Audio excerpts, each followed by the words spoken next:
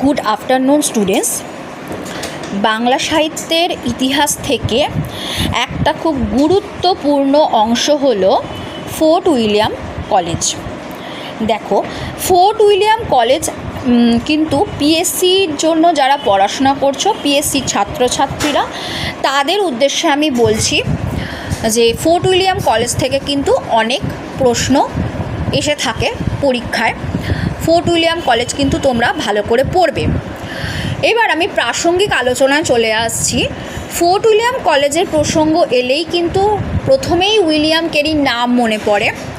William Carey, Mrityunjay Vidyalankar, Tarinicharan মিত্র, চণ্ডীচরণ মুন্সি, এনাদের নাম প্রথমেই মনে পড়ে। আচ্ছা, এবার আমি সরাসরি প্রশ্নোত্তর পর্বে চলে যাচ্ছি। দেখো, 1 নম্বর প্রশ্ন, রাজা প্রতাপাদিত্য চরিত্র কে